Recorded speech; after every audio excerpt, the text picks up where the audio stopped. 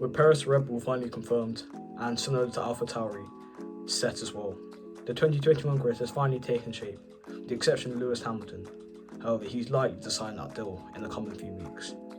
But today, I'm going to be ranking the 2021 driver lineups in who I think will be the best, who is the strongest lineup, and giving my take on how each driver pairing will work, and how I think the dynamic will be between the two drivers.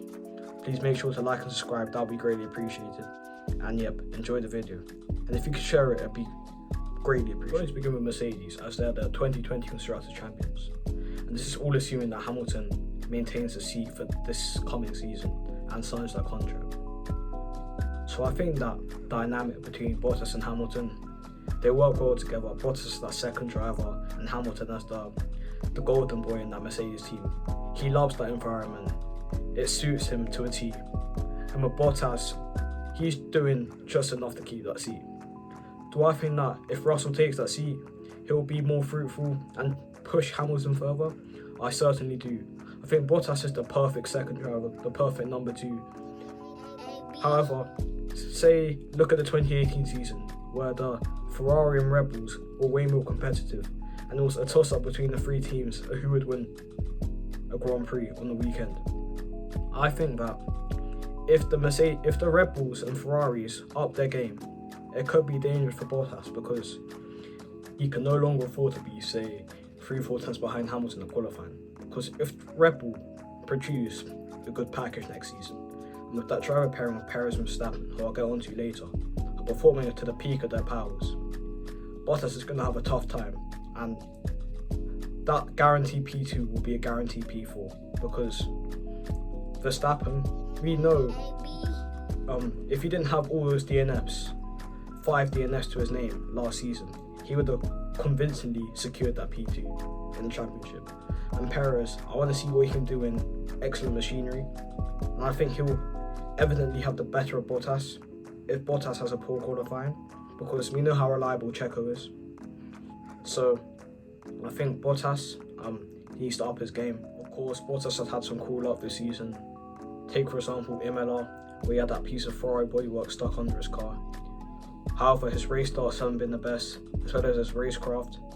Look at example Monza, where Hamilton was able to carve his way up through the field after his penalty and secure P7, where Bottas was just trapped behind Norris, unable to overtake, and being outpaced by that McLaren. So if Bottas were to improve that aspect of his racing, he'd be a much better driver. However, I do think 2021 will be his last season in the Mercedes overalls and in that Mercedes car. And I do think George Russell will secure that seat in 22 with the new regulations.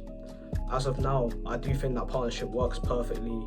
That dynamic between Hamilton and Bottas playing number 2, and Hamilton being that knight in shining armor, that number 1 driver. It works perfectly and causes no tension and trouble within the Mercedes camp. So I do think it's a solid partnership. However, if Mercedes were to recruit Russell, I think Mercedes would be pushed to new heights. But at the same time, if Russell were to hit the ground running and, say, outpace Hamilton, that will upset the mentality within Mercedes and potentially cause problems. So, as of now, I do rate that partnership. However, I'm intrigued to see Russell in that Mercedes and how he'd fare amongst Hamilton. Nonetheless, I do think it is a decent partnership. So, on to Red Bull and Perez and Verstappen. So, with Perez officially replacing Albon in that Red Bull seat, I really want to see how Perez fares. There are 1 or 2 ways it will go, and I'm hoping it's the latter of the 2. So he could just be a repeat of Gasly, a repeat of Albon. He's just outclassed by Verstappen, constantly over half a second behind him in qualifying and nowhere near him in the race. But I doubt that will occur. Because that Red Bull seat is moulded and suited towards Verstappen, it's clearly been shown that it's difficult for the second driver to adapt to that seat. However, Perez has been in the sport for 9-10 years, not with his 2 predecessors in Gasly and Albon. He's most likely to adapt to these problems and drive around the twitchy Red Bull. Even Max Verstappen, which the car is most likely made towards, found it difficult at times last season. So I do think if anyone's going to be successful at Red Bull racing, it's going to be Sergio Perez. His old team, BWT Racing Point, his teammate was the son of the owner. So he knows what it is to be an outsider in a team, to be in a team where he doesn't have that circle around him, he's not completely comfortable. So I don't think he'll fare too badly. I think he'll push Verstappen, but I don't think it'll be that rivalry, that nip and tuck rivalry that commentators and other experts have been hyping it up to be. I do think that he'll push Verstappen certainly more than his other teammates, but he'll do a consistent job. And that blend between, and I think Perez, he knows his place. He knows that team will be tailor-made towards Verstappen, favoured towards him. And he knows he can pick up the pieces when, say, Verstappen has a DNF. He can be in the right place to potentially get a few victories here and there. But he knows his place. He knows that he's coming into a team with only one driver on their mind, on their agenda, to be their future world champion, and that's Max Verstappen. So I think Perez will be aware of this, and he'll tread carefully and try not to step on too many people's toes. But I do think that he will want to make an impression. I think he'll certainly relish this opportunity, finally get a chance in a big team, in a competitive race-winning machinery. So I do think Perez will fare quite well. However, I don't think it's going to be as close as a fight as people are making it out to be. Nonetheless, I do think it is a strong partnership. Really strong partnership.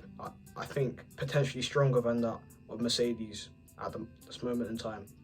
So I'm intrigued. I'm eagerly awaiting to see how the pair will do next season. Next is McLaren, and I'm intrigued to see how this partnership between Lando Norris and Daniel Ricciardo will work. Lando Norris, despite being the younger of the two, he knows the ins and outs of the team. He's been at that team for 2 years now, and he knows how that car works. So I think that'll stack up to his advantage coming into Australia, the first race of the season. He's also been on an upward trajectory, picking up that podium in Austria at the first race of the season, improving his racecraft also. Racecraft has also improved, as well as his qualifying form, maintaining the upper hand in the head-to-head battle to Carlos Sainz in both 2019 and 2020. He also produced that magnificent qualifying at Abu Dhabi at the last race of the season, picking up P4, and he even quoted that if he had a Mercedes engine at the back, he would have claimed pole position. So I do think that Lando Norris, he is a solid driver. However, Daniel Ricciardo, it's going to be a tough ask to beat him. Daniel being a proven race winner, 7 wins to his name, fighting at the front week in, week out in his Red Bull days. He knows what it takes to fight at the front. So I think it's going to be difficult for Lando Norris to defeat him over a season. I do think that Ricciardo coming out of 2020, personally, I think he had the best season of his career, picking up 2 podiums in that midfield Renault. I think he was driving to the peak of his powers, completely dominating Esteban. If you look at the head-to-head qualifying and race battles, Daniel Ricciardo was clinical. He only got out-qualified by Ocon, I think, twice. So, close to flawless season for Ricciardo, and I do think he'll carry that on into 2021. So I think the future is looking bright for McLaren, and yep, with that Mercedes engine at the back, they're sure to be a challenger next season. So now Racing Point, and that's an interesting partnership between Lance Stroll and Sebastian Vettel. See, Lance Stroll, he started the season well. Up until Mugello, he was 4th in the driver standings. However, after Mugello, his season went downhill dramatically. His high point was that with that pole position at Turkey. Let's go! Let's go! Yes!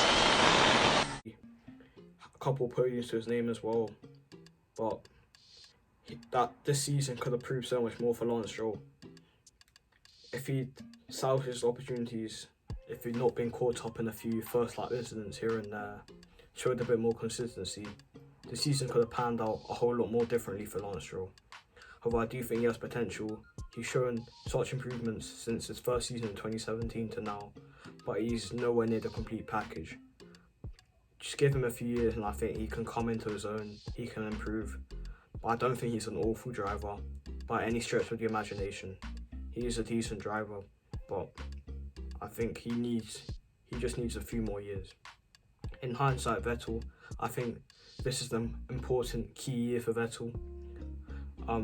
He's been passing it off as the Ferrari car not suiting his driving style, just a Ferrari car being a tractor.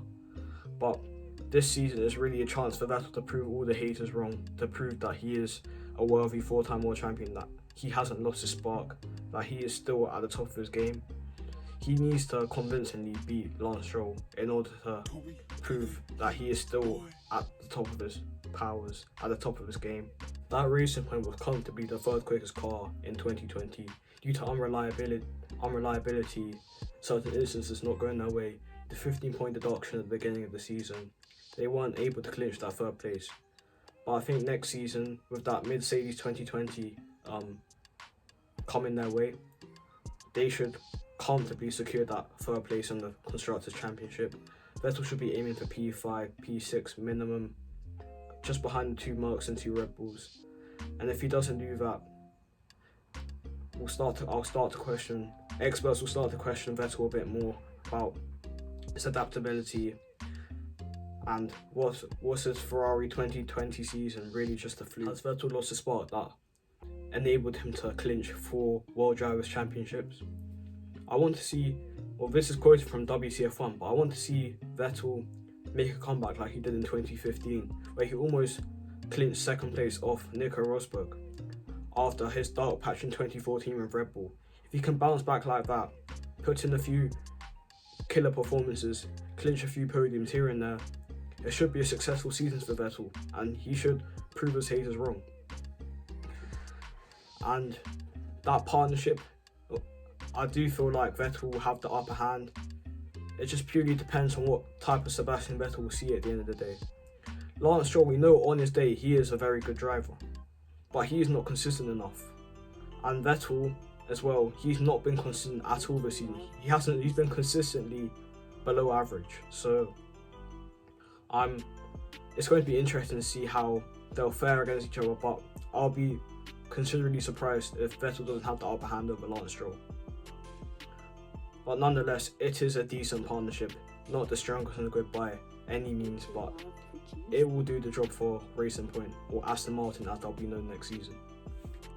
Now on to Renault, and this is going to be very, very interesting with the return of Fernando Alonso partnering Esteban Ocon for the 2021 season. Fernando Alonso, we know his raw pace, we know how quick he is over one lap, we know his racecraft is top notch. So at his age of 39, he'll be in 2021. I'd like to see if he still has that. Is he still at the top of his game, or is it going to be a Michael Schumacher-esque return when he returned in 2010 and just was nowhere near the caliber he was at when he retired in 2006?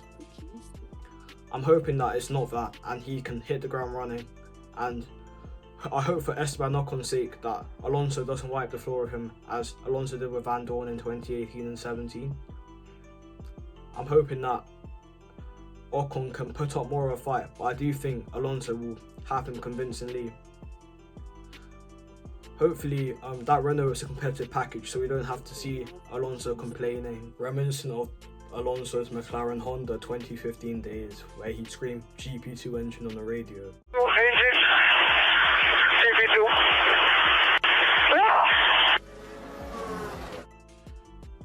But I do think that Renault, they're on an upward trajectory. 2019 they looked nowhere, finished P5 or P5 in the championship. Went downhill from their 2018 tribulations. But I do think Renault, they're in the mix. It was entirely track dependent on who was the third quickest car in 2020. Some races it was Racing Point, some McLaren, some Renault. You couldn't call the shot, but Renault are thoroughly in the mix, and I think that will be the same in 2020.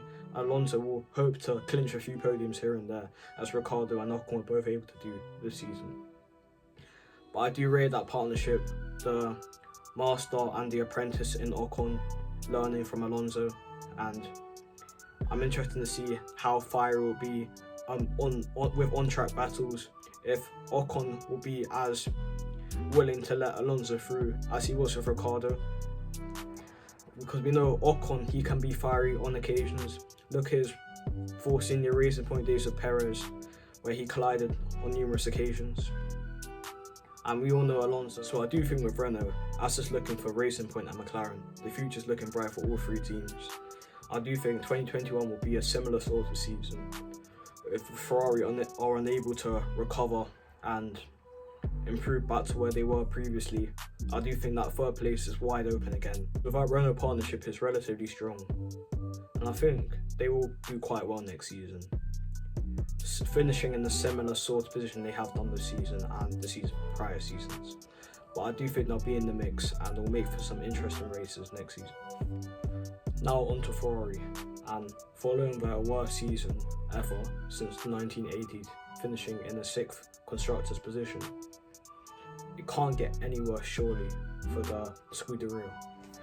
I do think the addition of Carlos Sainz will elevate Ferrari to a different level, because Sebastian Vettel, he could not get a stranglehold of that car, and we saw what Charles Leclerc did in that Ferrari last season.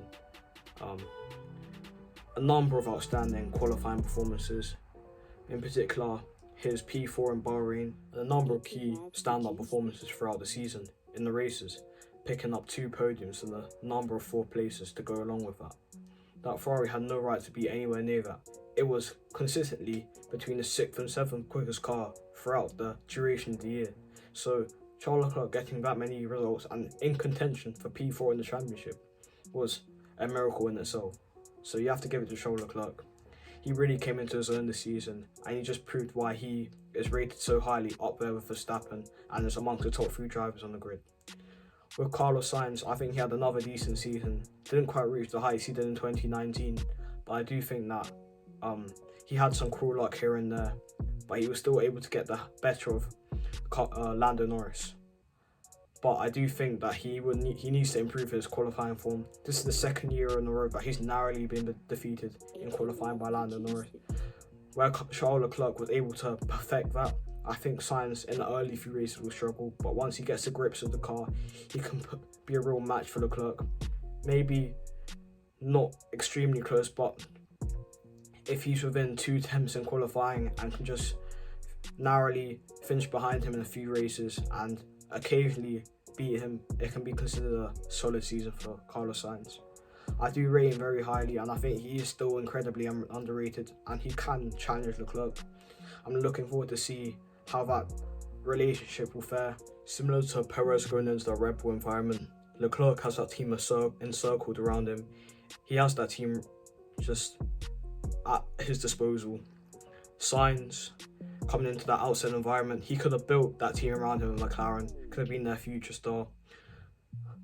It's a debatable move for Sainz, but he's driving for one of the most prestigious, the most iconic F1 teams ever, so I don't think he'll be too concerned about that.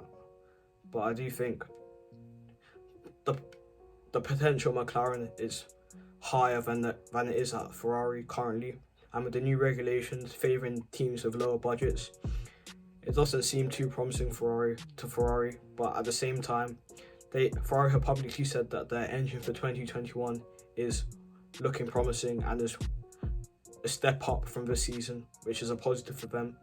So I do think Ferrari won't reach the heights that they once did in 2019-18, but I do think they'll be in amongst it, and with an improved engine they can certainly be challenging to be top of the midfield at best. So 2021 is looking slightly more promising for Ferrari than this year. However, the Tifosi aren't probably satisfied at the current standards of Ferrari, and are hoping to see them compete at the front in the near future. Now onto AlphaTauri, and this lineup is a very quick, a lot of raw speed in this lineup. with Pierre Gasly and Yuki Tsunoda. Gasly, now a proven race winner, picking up his first ever victory at Monza. He had the season of his life this season. He drove the wheels of that AlphaTauri. He proved why he deserves to be in F1 and why he should be in a competitive car. I do think next season, if all goes his way, he could be looking at a Renault/Alpine seat for next season, for 2022. But for 2021, that AlphaTauri, I hope to see him perform to the same level he did this season. He had a stellar of a season. Convincingly beat Daniel Kvyat. He drove the wheels of that car, as I said previously, and he's created a little family at the AlphaTauri team, and I do think it's for the best that he didn't get re-signed by Red Bull, because I wouldn't say it's a toxic environment. When the team is so moulded, so focused upon Verstappen, it's extremely difficult for the second driver to prosper, because if they're not extremely close to Verstappen or within touching distance, the higher ups at Red Bulls, Christian Horner, Helmut Marko, they're straight on the phone looking for a new driver. Well, I'm not excusing Albon's poor performance because he was nowhere, but look at Gasly's situation. He was only given half a season in comparison to Albon's year and a half. So I don't think it's a great environment for young drivers, and I'm rather happy that Gasly is staying another year at AlphaTauri, and I do think he'll lead the Red Bull program in the future. With Tsunoda, I think he's a breath of fresh air for AlphaTauri. He's young, he's quick. He impressed extremely in Formula 2. There was a stat that said that if F2 only took in consideration the feature races that took place, all the points collated from that, Yuki Tsunoda would have been F2 champions. That's ignoring the sprint races that take place on Sunday mornings. So that just proves that Yuki's racecraft is top notch, and I'm intrigued to see what he'll do in Formula 1 next season. And let's see how he stacks up to Pierre Gasly, because we all know how quick Pierre Gasly is. Also, Yuki, he brings in that Japanese influence, Honda, that relationship there. The first Japanese driver since Kamui Kobayashi in 2014, so it's going to be interesting to see how he does. He's showing his talent in F2, and he's rated extremely highly amongst experts and pundits, so I expect to see good things from Yuki next season, and the AlphaTauri lineup is looking very nice for next season, and it's going to be interesting to see the mentality between the two. If Gasly dominates the way he did with Kvyat, or if Tsunoda can surprisingly get ahead of Gasly and show how quick he is. But that's going to be an interesting storyline for next season. Next, Alfa Romeo, and they've stuck with their lineup of Kimi Raikkonen and Antonio Giovinazzi. I think it's the most average lineup on the grid, to be honest.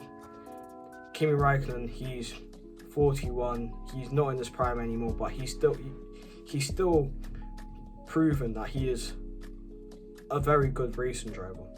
Take for example Portimao, where he started on the slick soft tyres and made his way from 19th or 17th to 4th, something like that, but he managed to gain over 12 places on the first lap, showing his incredible racecraft, his incredible technique to maneuver his way all the way up to P4 in those tricky, treacherous conditions. For me personally, I'd have liked to see Mick Schumacher and Kimi Raikkonen together in that Alfa Romeo. Mick Schumacher learning from Kimi Raikkonen giving him that experience. I think that would have made for a much more solid lineup. I'm not the biggest fan of Giovinazzi, but I can appreciate that he is a decent driver. Take for example, Giovinazzi has gained at least one position in every single race he's partaken in this season, apart from 2 races. That shows that he has perfected his starts. That is his strong point, and I highly rate him in that aspect. But he is quite accident prone. He hasn't really done too much to impress. He should be he should be dominating Raikkonen. Raikkonen at his tender age of 41. Giovinazzi in his prime. Giovinazzi should be convincingly beating Raikkonen, to be honest. But nonetheless, he's made a step up since 2019, I think, at least. But I'm not a big fan of that partnership. I still would have rather seen Mick in the Alfa Romeo rather than the Haas, who I'll get onto next. But at the end of the day, even Eilert, I think, would have been a better fit than Giovinazzi. But I'll give Giovinazzi benefit of the doubt, see how he fares this season in his third season. And if he's not made sufficient improvements, then I think that Eilert or another Ferrari Driver Academy prospect deserves that position. Now, on to Haas, and this is a controversial one. Obviously, we got Mick Schumacher, the son of the 7-time world champion Michael Schumacher, and Nikita Mazepin. So I'm going to ignore the politics around Mazepin, but I'm just going to be basing this purely on driver ability and their antics on the track rather than off the track. So Mick Schumacher, F2 champion, proved his worth. One fascinating stat that I saw was that Mick Schumacher, he never picked up a pole to start in a future race. He was only on pole throughout the sprint races. So that could be an interesting aspect to see this season if he's able to master qualifying and get the better of Mazepin. I think the thing that stuck to Mick Schumacher's favour was his consistency. He only managed to rack up 2 wins, I think. So, however, he was able to pick up many podiums, many 4th places. He was just in and amongst it for the whole season. So if he's able to transition into F1, maintaining those features of his racecraft, I think it'll be a promising season. However, that Haas car is not a great car. It was debatably even worse than the Williams at times. So it's going to be difficult for Mick Schumacher to show his quality as a racing driver due to that poor performance of the Haas. Furthermore, with Haas recruiting 2 rookies, it's going to be complex for car development, where they had Magnussen and Grosjean, 2 experienced drivers who know the ins and outs of F1s, who know how to develop a car. They were able to adjust setup to suit their needs and wants. However, with Schumacher and Mazepin, they're both new to the sport. They don't know the prime setup, a setup that will work with them perfectly. They're only known as F2, so it's going to be difficult in that aspect for Haas to optimize setup, and with only Friday to do so, that can lead to very complex races. I think a better alternative for Haas was keeping Magnussen. I still rate Magnussen highly. I still think he has more to offer to the sport, and getting in Schumacher or Eilert, because a Raikkonen and Schumacher Alfa Romeo and Magnussen and Eilert would be the best solution in my opinion. But Haas, they want that money.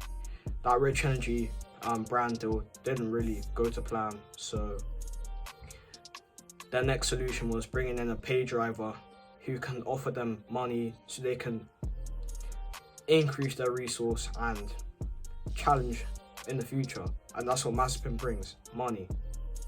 So for Haas, I think it's going to be another difficult year, possibly even more difficult than this year. Let me speak about Mazepin now. He had an alright season in F2, finishing 6th, racking up a couple of wins to his name. He's not an awful driver. His driver etiquette is a bit questionable. Many instances, for example, Belgium, where he ran Yuki Tsunoda off the track, and then he got a 5-second penalty which served him right, but after the race he ran into the placard, the 2nd place placard, and gained himself a fine for good measure. So, and a lot of other stuff, Mazepin, which I won't go into detail, he's just not a very pleasant guy on and off the track. So I do think it's going to be a quite complex year for Haas. Obviously Mick, I do rate Mick, but it's going to be a tough year for him as well. That Haas car, it's not showing any signs of improving in that team, and yeah, I can only hope hope the best for them, but it's not looking great. Finally, Williams, and they're maintaining their partnership with George Russell and Nicholas Latifi. Obviously, Russell, it's a bonus for Williams keeping Russell for another season. Russell outdrove that Williams the entire season, getting into Q2 on numerous occasions where he had no right to get in. I think it was about 9 races he managed to get into Q2. Over half of the races he participated in, he was able to wrestle that Williams into Q2. We all know Russell's talent. He proved that at Sakir in that Mercedes. Put him in a front running car, he can challenge for wins. He can challenge for podiums. He's an excellent driver. And I think William will be feel very privileged to keep hold of him for another season. With Latifi, he didn't really do too much wrong last season, but he didn't really do too much right either. He was consistently average. I think that's the best way to put it. He was consistently behind Russell. Rarely got out of Q2. I think he got out of Q1. Sorry, he rarely got out of Q1. I think he only got out of Q1 once or twice, compared to Russell's 9. So Latifi, I think his aim going into next season is to get a little bit closer to Russell. That seems like a realistic objective. Maybe 3-4 tenths behind him per race seems reasonable. I think getting into the mix a bit more, mixing it with the Hasses, the Alfa Romeos from race to race, rather than slumming it about in P20, seems like a realistic objective. But Latifi, I'm not sure about him. He's not a bad driver per se, but he hasn't shown too much promise. If Russell secures that seat to Mercedes in 22, I'd like to see Aitken. It's going to be a toss-up between Aitken and Tickton for that seat, but I preferably like to see Aitken. I'm not the biggest fan of Tickton, the stuff he's done in the past. Sure, he did convincingly beat Aitken over the F2 season, but that Campos wasn't a great car, and Aitken, I do rate him. Look at his 2019 F2 season. It was a great season for him. And though he did have that spin in Sakir, he did show he almost outqualified Latifi on his first outing. So Aitken does have a lot of promise, and I would like to see him in that second seat at Williams if Russell were to depart in 21. To quote Matt from WTF1, he's very vanilla. He's not awful, but he's not great either. He's kind of just there. So if he can make more of a name for himself next season, that would be a positive for him. So now I'm going to rank each driver lineup from worst to best and give my perspective on why I think the driver lines deserve that position in my ranking. So in 10th place, I have to go with Alfa Romeo's lineup of Kimi Räikkönen and Giovinazzi. As I said previously, Giovinazzi, I think he's quite lucky to still have that seat. I realistically think that Schumacher should have gone to Alfa, Ilott to Haas. And Kimi Räikkönen, he's still putting in good performances here and there, but he's not a promising young prospect. He's there. It's good to see him in the sport, but he's not really offering that much. So Alfa Romeo in 10th. In 9th, I'm going to have to go with Haas. It's a very experienced lineup with Schumacher and Mazepin. Not much knowledge of the sport, so it's going to be a tough ask for Haas to do well, especially with their package not being the best, and with the regulations stating that the car designs are going to stay relatively the same from 20 to 21. It's going to be a tough year for Haas, and an inexperienced lineup won't help that. I do think that Schumacher's a promising young talent, and I think in the future he'll be thriving in that Ferrari seat. But as of now and as of 2021, it's going to be difficult for Haas. And with Mazepin, I just don't think he's the best option for that seat. There are quite a few other drivers who are in F2 who finished ahead of him, who could have been in that seat. look at Schwartzman, look at Eilert. But nevertheless, I want to see what Mazepin can do, how he'll fare in comparison to Schumacher. In 8th place, I'm going to have to go with Williams, pairing of Russell and Latifi. The thing that's putting them this low is Latifi and his inexperience and his lack of, he didn't impress at all in the 2020 season. And I do think that Russell's an amazing generational talent, but with Latifi, he just lets the side down in my opinion. If he shows me more in the 2021 season, I might take back this decision, but as of now, I do think that Williams have the 8th best driver pairing of the 21 season. In 7th, it's a tough one because it was a toss-up between 2 driver pairings. I wasn't quite sure who to pick. Nevertheless, I went with AlphaTauri with Tsunoda and Gasly. I highly rate this partnership, but the thing that's putting them down is lack of experience. Although Gasly has been in the sports for 3 years now, he's still not extremely experienced. He has knowledge of the sport. He's a proven race winner, but when you have a rookie and a relatively experienced driver, it's a good lineup. But there are other lineups there which have both experience and quality, and pace and speed. But AlphaTauri have purely just speed for little experience. So I do think that both drivers will fare quite well. Of the other driver pairings in the list, they're one of the most inexperienced, so that's what puts them down there. In 6th, I'm going to have to go with Racing Point, or Aston Martin as they'll be known, with the lineup of Lance Stroll and Seb Vettel. I think that on paper, it looks like a quality lineup with a 4-time world champion and a young driver who just came out of the best season in F1 of their career. But it's far from that. Seb Vettel coming off of the worst season in terms of teammate comparison of his entire career, convincingly being beaten by Charles Leclerc in that Ferrari. You can say that Ferrari was a horrendous car.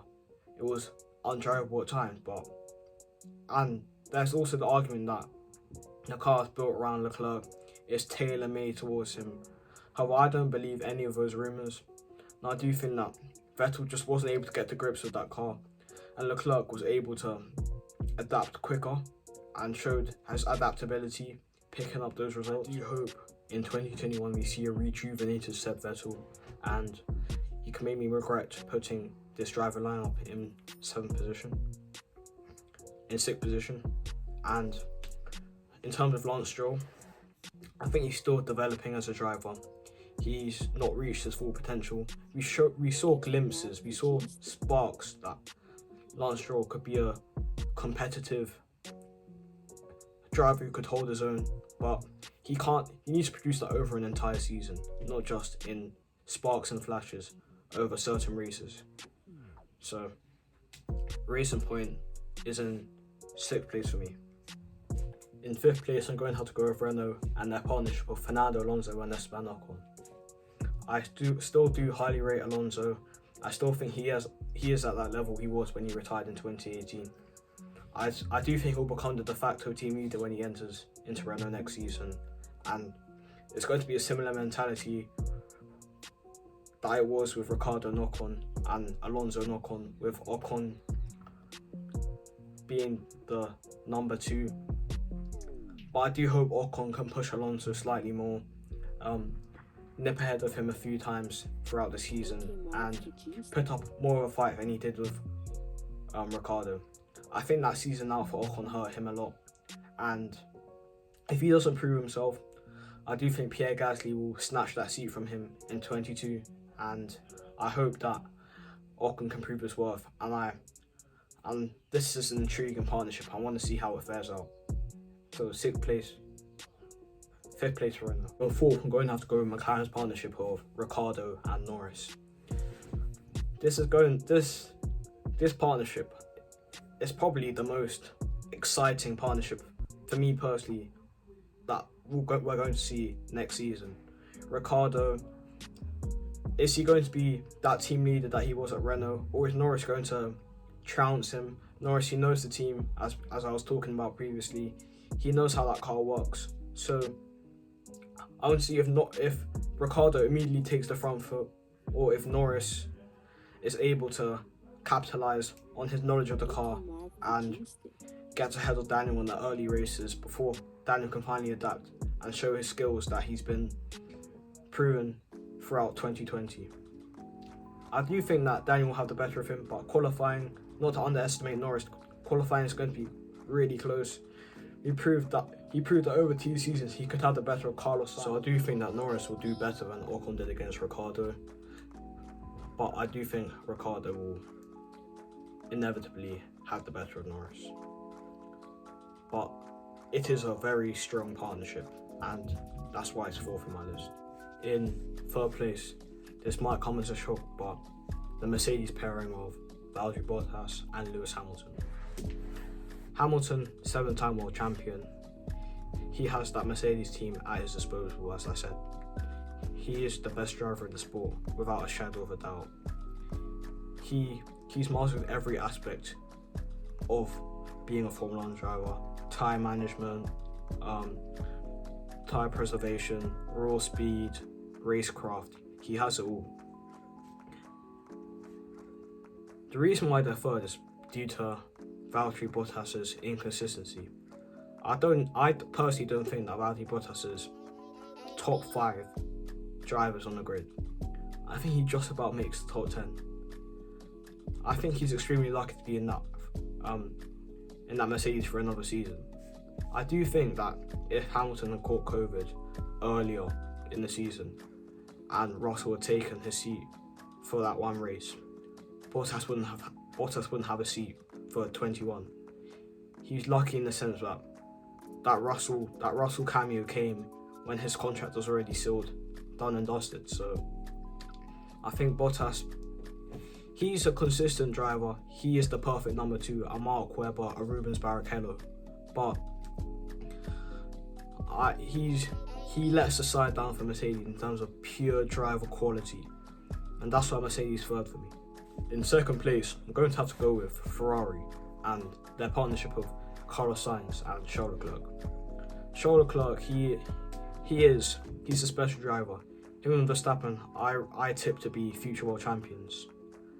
He can be a bit reckless at times, force overtakes and go for gaps which aren't there, but he has all the raw speed you need. His racecraft is amazing. His qualifying speed has reached a new level this season, and I think he is top 3 drivers in the grid, and I rate him extremely highly. Picking up 2 podiums that I was talking about, and in that Ferrari car which had no right to be on the podium. So I think Charles Leclerc is an amazing driver. In first place, and the driver line that I think is the best going into the 2021 season, is that of Red Bull with Max Verstappen and Sergio Perez. Verstappen, he had an amazing season. If not for his DNFs, he would have been in second place. He showed consistency. In every single race he finished apart from one, he was on the podium. He's raised his game to a new level. I don't think he's quite at Hamilton's level, but give him a few years and he'll be certainly close to that. And with Sergio Perez picking up his first ever win at Sakir, a podium at Turkey where he showed why he is the king of Mandarin tyres. I think Sergio Perez will do a job at Red Bull. He will do exactly what Red Bull need him to do, is be more competitive in the constructor standards by supporting Verstappen when he's up against the Mercedes and being in and amongst that Mercedes duo where Albon wasn't able to. So this is probably the most interesting partnership that I want to see. I want to see how Perez fares in that Red Bull in comparison to how Albon and Gasly did, to see if he suffers the same problems as they did, and Yep, that's my number one. If you did enjoy this video, please like and subscribe. That'd be greatly appreciated. And if you could share this video, that'd help me out immensely. And yeah.